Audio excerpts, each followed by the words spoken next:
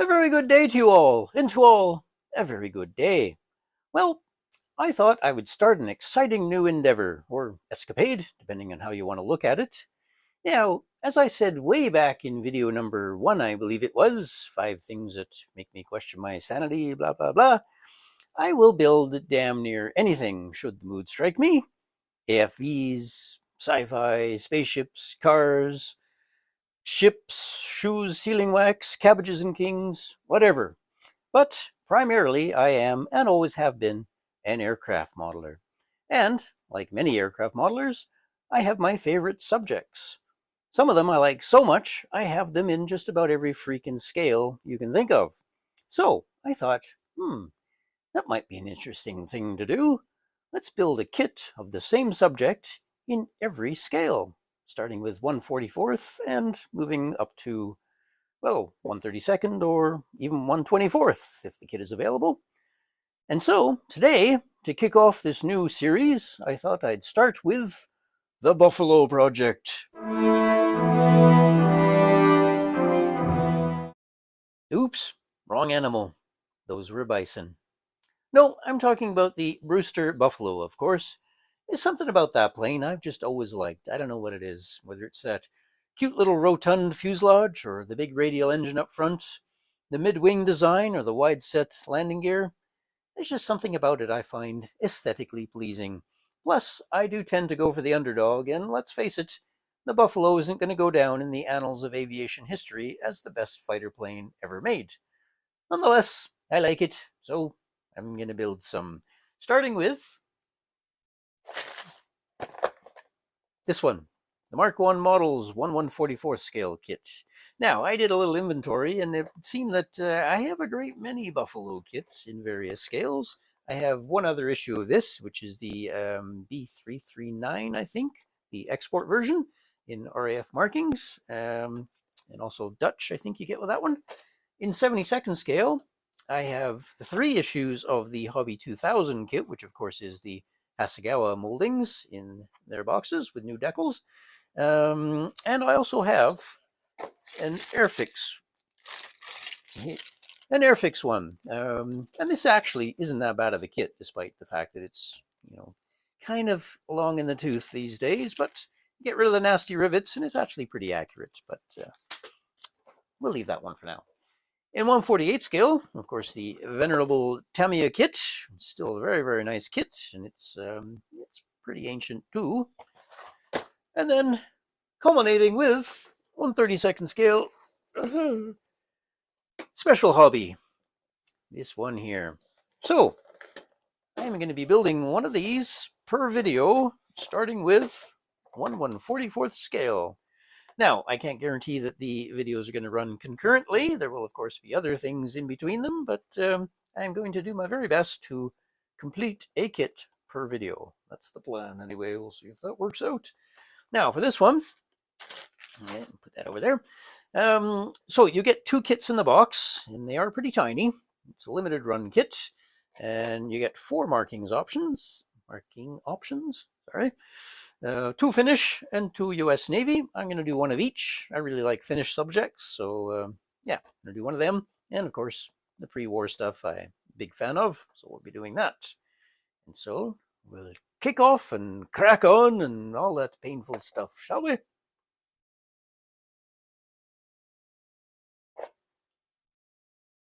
Alrighty then. So you get a plastic bag in the kit.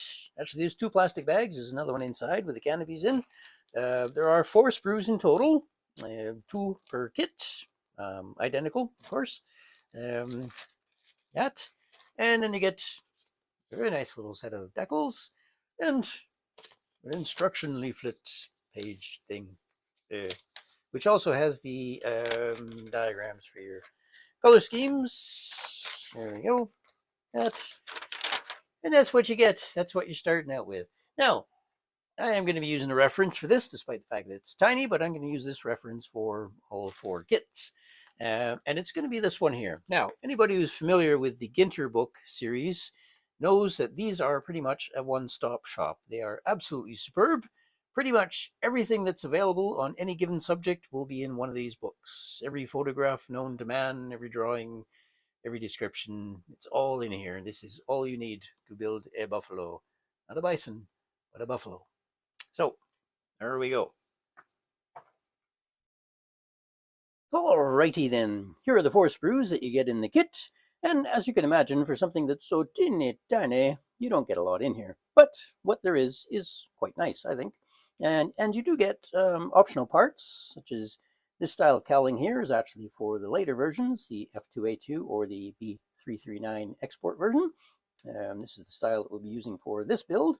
And you also get alternate tail cones here, depending on whether it's a land-based aircraft or a naval aircraft, and you get alternate propellers. And this style here is the one that we will be using, the Curtiss type propellers for other versions.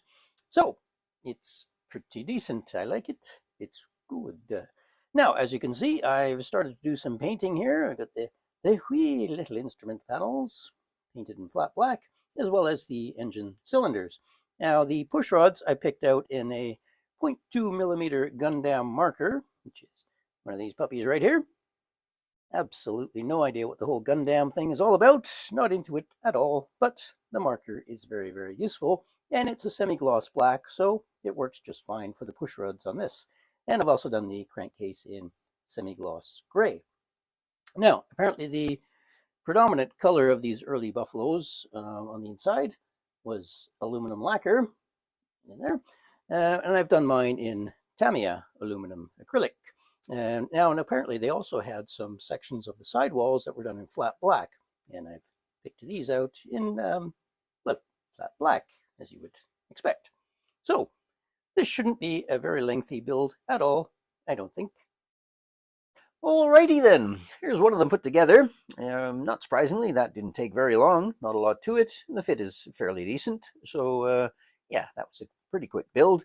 Now, I did toy with the idea of adding a bunch of extra detail and maybe vacuuming the canopies and opening them up and stuff, but then you know what? No, I'm not going to bother.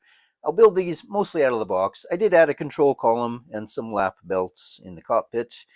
It's debatable whether even that is going to be visible through the closed canopy. I didn't even add shoulder harnesses because apparently these early Buffaloes only had lap belts. One thing Mark I models didn't bother with is to try and depict any sort of fabric-covered control surfaces on here. They're just smooth like the rest of the airframe. And I guess, you know, is it really even going to be visible? Who knows? But I thought, well, just to spice things up a little bit, it would be good to try and make some sort of subtle representation of rib tapes, just to differentiate the control surfaces from the rest of the airframe.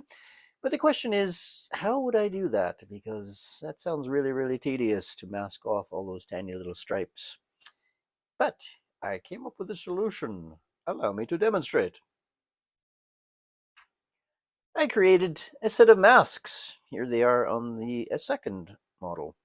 So yeah, my plan is I'm going to mask them off, spray them with a couple of coats of thin down Mr. Surfacer, and hopefully that'll give me a reasonable representation of some rib tapes that hopefully won't be too glaringly obvious, because you don't want that in the scale.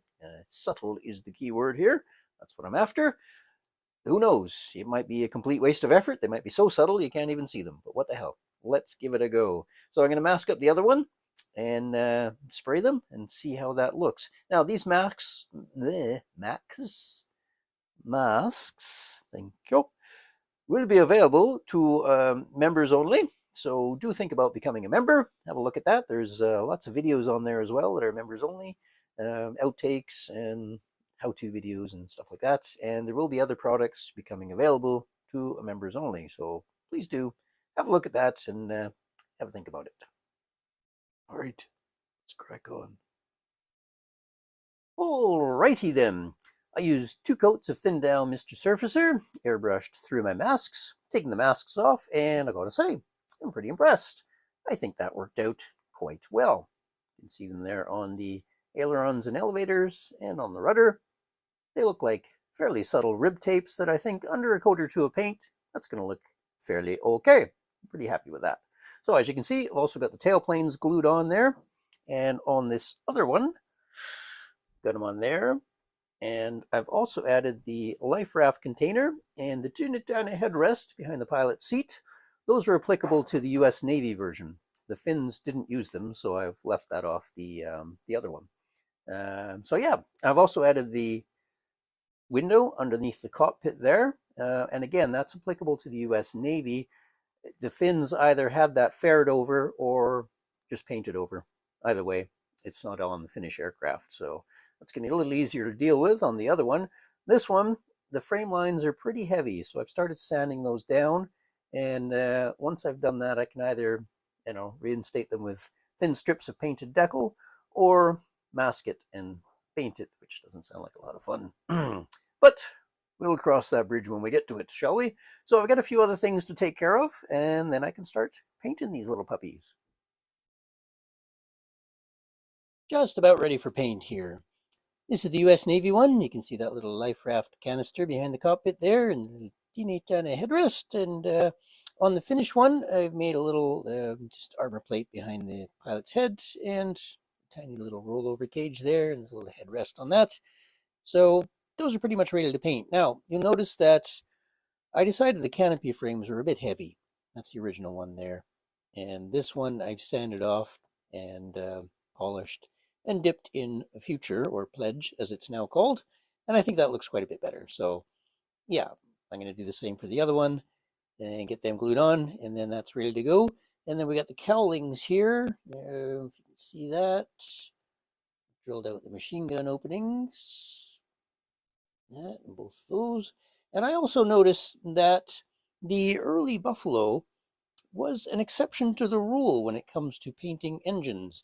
Originally, I painted them with black cylinders, as you recall, which is pretty much standard for American radial engines up till about 1943 or 1944. However, there's always an exception to the rule, and it would seem that the Buffalo engines are that exception. They actually did have natural metal cylinders with black pushrods. So I've repainted them as such. And painting has commenced on the little Dickens. Aren't they adorable? Aww. Now, because both aircraft have a substantial amount of yellow on them, I decided to undercoat in white because, as we all know, yellow is notorious for having poor coverage. So the white base coat does help out in that respect. And as you can see on the finished one here, I've started actually painting the yellow one. I've decided to paint the fuselage stripe rather than using the decal supplied with the kit there. I'm always a little dubious about stripes that go around curved fuselages like that. They often don't fit too well. And also to keep the colors consistent with the cowling, which I've also painted here. And the wingtips are done. That's ready to go. As you can see, I've masked the canopies with strips of bare metal foil. I originally tried using Tamiya masking tape, but that just wasn't having it because of that sloping rear section of the canopy there. The tape just wasn't sticking down well. So extremely fiddly to do, royal pain in the butt. Took me quite a while, but I did eventually get it done. But as you can see, I haven't masked actually all the frames. There is one that goes down the center of each canopy that I haven't done, and also the little ones in the front there. I just thought that'd be just a little too difficult to try and get that done at this stage, so I'll probably do them later, maybe with strips of painted decal or something like that. And I forgot to mention in the last section there, I've done that bottom window in the US Navy one. I've got that polished down. That turned out quite well. And if you're interested in that process of polishing and improving kit canopies, I am going to be doing a video on that fairly soon, so stay tuned for that. Now, this one is going to be the second of the US Navy options in the willow green. And again, I'm going to paint all the stripes on that just so it matches the cowling. And also, the willow green on here is quite a bit too dark. It should be quite a bit brighter than that. So I'm going to use probably Model Master willow green with a touch of dark green in, because the Model Master paint is actually a little bit too bright. I did a little internet search on Finnish aircraft colors, as you do, because, where would we be without the internet, right? Well, I'm guessing you wouldn't be watching this video for starters. Anyway, I digress. So the consensus for the camouflage green on Brewster 239s in the Finnish Air Force seems to be Federal Standard 34096. Pretty precise. Well, I don't have any 34096. I do, however, have some Model Master FS 34095, which is a, what is that, medium field green, apparently. So 34095, 34096. I think it's pretty close, only one off. So I'm going to use that for the green. And most sources seem to say light aircraft gray for the bottom. So that's what I'm going to use for that. Light aircraft gray. And black, of course, which is black. So, yeah, that'll be my camouflage colors for the Finnish Brewster. Now, I've decided I'm going to do this second option here. And part of the reason I've decided that is because it's got this red and white striped spinner, which should be fun. But I like a challenge, and if I can actually pull that off, it should look pretty good, I think. But be aware that, where are we here? This spinner right there is pretty minuscule. So I'm not quite sure how I'm going to do that, but we'll figure that out. If not, I guess it's option one with the black spinner. Anyway, so while I was waiting for some paint to dry, I did a little reading up on Finnish Brewsters in ye old reference book here, and I found this passage to be very, very interesting. Where are we here? In the Finnish Air Force, the Brewsters scored 480 aerial victories between 1941 to 44, while only losing 19 Brewsters in combat. That's not a bad record, I figure.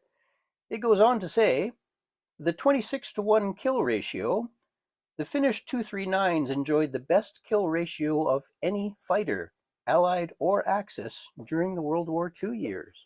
So that's kind of interesting. I always figured, the Hellcat was the best, but apparently not. In Finnish hands, the Brewster Buffalo beat that.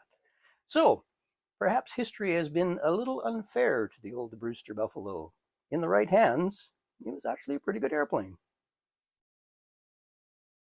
Got that yellow ID stripe masked off on the fuselage there, which was not a lot of fun. That was pretty tricky to get that all straight and lined up and everything, which kind of reinforces my premise that the decal would not have worked too well.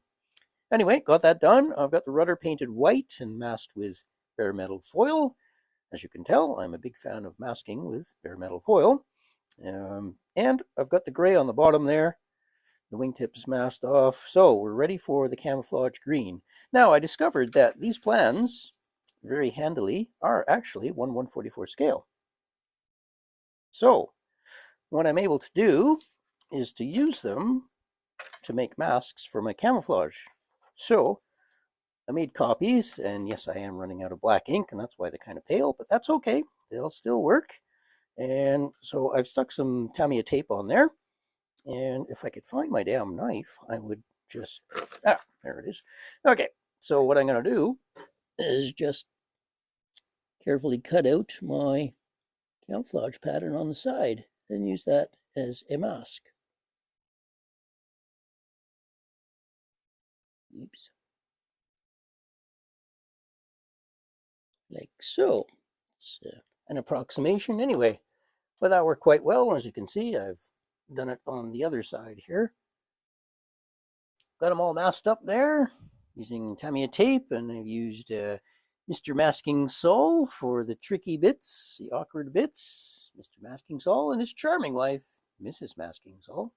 So, paint's in the airbrush. We're ready to begin. Let me just get some newspaper down here. There we go. Oh, look. Walmart's having a sale on cantaloupe. Oh, that was last year. Sorry. Anyway. Newspaper. There we go. Alrighty. Let's get some spraying done. This is getting exciting.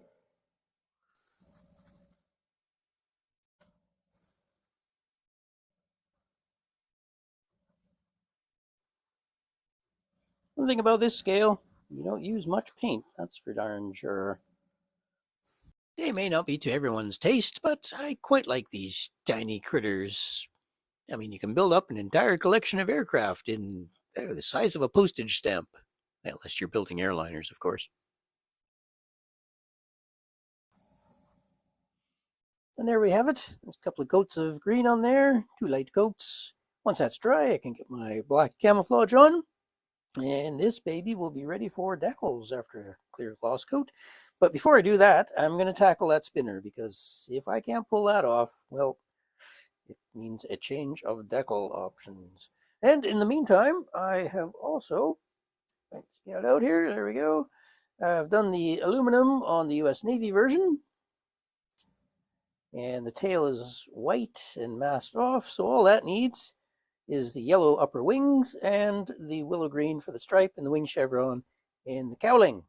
Alrighty, moment of truth. Here we go. This is an experiment. I have no idea how this is going to turn out. It's very likely that it could go horribly, horribly wrong, but let's see what happens. So I drilled a hole in the back of the spinner there, and I glued in a length of plastic rod. I think it was about 30 thou rod or something like that. I've chucked that in my Dremel adapter, which I'm going to use on its lowest setting. And then I'm going to be using slightly thinned Humbrol gloss red paint. I find gloss paint flows a little better than flat does, so hopefully that will help. So let's see what happens. Here we go.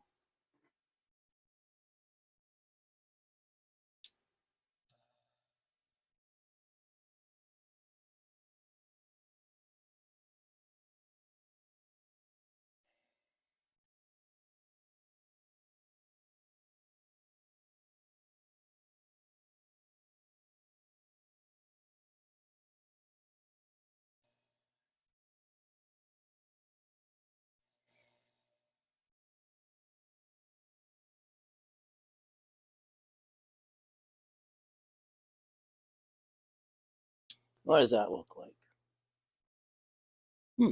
Actually, doesn't look too bad. It might work. Let's see if we can get the rest of it done.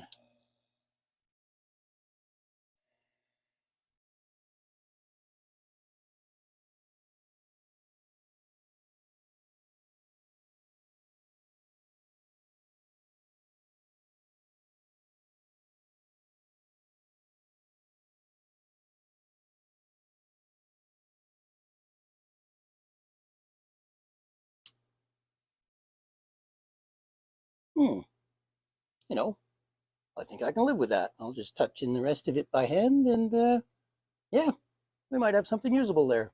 Fantastic. And there is the finished article, painted in Tamiya flat white acrylic and Humbrol gloss red enamel. Needless to say, I am both rather pleased, yet highly amazed at how well that turned out. I'm getting there. I'm getting there. There's the US Navy one, all painted up, yellow wing tops, and I've just finished doing the willow green chevrons and fuselage stripe and the cowling. So, this just needs a gloss coat and it's ready to start decaling. Oh, and you'll notice I even carried that yellow leading edge right around to the bottom, like you're supposed to do, you know. And apparently the reason they did that is because they didn't want the paint demarcation to disrupt the airflow over the leading edge of the wing. So now you know.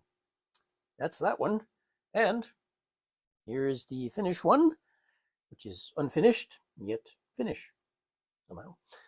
Got the camouflage done, and again I used the copy of my instructions to make masks for the camouflage. I ended up with hard edge camouflage, and when you look at pictures, it's actually kind of a soft edge. It's obviously been sprayed on. So what I was able to do was take a fine point brush, lightly moistened with IPA or isopropyl alcohol, and because the black was acrylic and the green is enamel, I was able to just go around the edges of the black camo very lightly with the moistened brush and just soften that up a little bit. And, I think it improved it. I think it looks a little better. But yeah, that's ready for some decals. That's all gloss coated and ready to go. There's the finished one, all deckled up, looking very smart in its little markings. Now, it's the first time I've used Mark 1 decals, and they're actually really, really nice. Nice and thin, registration is spot on, color density is good, but a few things to note about them. Number one, do not use microset underneath them. They do not like this. They behave very much like old Propag Team decals, if anyone's familiar with those. You put a spot of microset down, you put your decal on, and it sticks fast. You cannot move it. So instead of the microset, just put a little spot of water, and then the decal will slide quite freely. Number two, they're a little bit fragile. In fact, I broke the registration on that side, I think it is. Doesn't really show up. But yeah, that came apart on me, and I think there was one or two others that cracked a little bit. So something to be careful of, I guess, because they're so thin, they are a little bit fragile. In fact, one of the US markings, if you can see there, actually fractured while it's still on the sheet. Not sure how, but that's going to require some touching up. And number three, now the Finns very neatly painted their aircraft registration to correspond with the color of the camouflage underneath. So in other words, over the green camo, they painted the registration black, and over the black camo, they painted them in green. Mark I Models has reproduced this on their decal sheet. Unfortunately, the green completely disappears over top of the black. You can't see it at all. So it was a nice effort, and yeah, I know the numbers are on there, but you can't see them. Oh well. Now, let's get on to that US Navy one, shall we? Here are my two tiny buffaloes, all dressed up and no place to go. But the US Navy one, I think, looks quite spiffy. It turned out well, but you will notice that yet another decal fractured on me when I was trying to put it on. And there's the one under the port wing that was broken while it was still on the sheet. So I've got a bit of touching up to do there.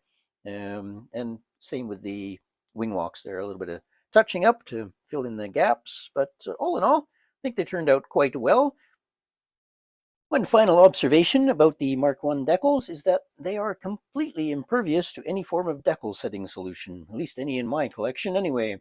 I tried Microsol, Deco Products Decal Setting Strong version, Solvaset, which is the strongest stuff I have in my arsenal, and Mr. Mark Setter Neo. None of them had any effect whatsoever on the Mark I decals. So I had to slice all the decals into the panel lines and do my best to press them in there. But yeah, they look nice, but they do have some issues. However, I did get a chuckle out of one of the instructions on the back of Mr. Mark Setter Neo.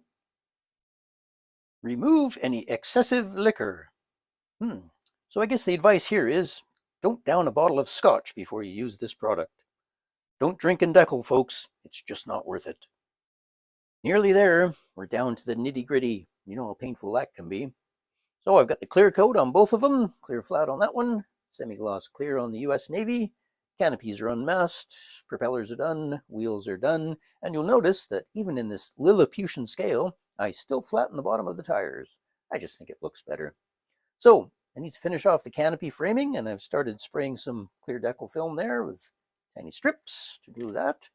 And what else? Pitot tubes, exhausts, antenna wire, a couple other bits and pieces, final assembly, and we're done. At this point, I know what you're thinking. Get on with it, man. Show us the finished models. You're quite right. This madness must end. So, without further ado, may I present to you the Mark I Models 1/144th scale Brewster Buffaloes.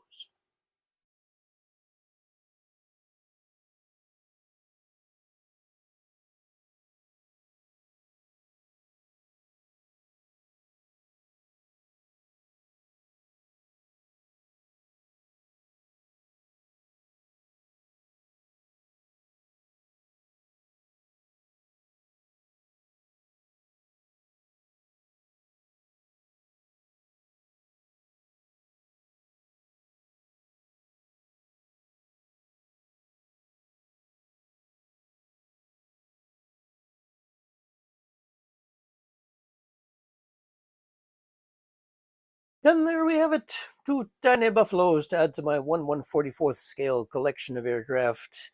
I did enjoy them, though I must say they're a little bit deceptive. I thought they'd go together pretty quickly, and well, they did, construction-wise, but didn't really count on the amount of masking and painting I'd have to do, especially given that they were two very different schemes.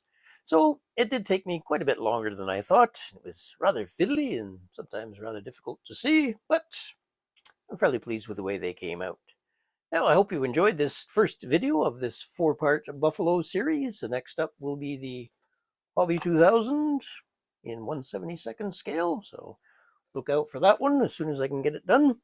And I'm hoping this will be a long-running series of same aircraft, different scales. I've got all sorts of plans in the works, all sorts of kits in the collection to put together. I've got Airacobras and Spitfires and Hurricanes, oh my.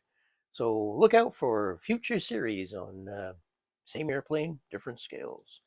as always, thanks so much for watching, and if you haven't done so, please do subscribe. Feel free to comment. I always look forward to reading the comments, and welcome to 2025. Bye-bye now.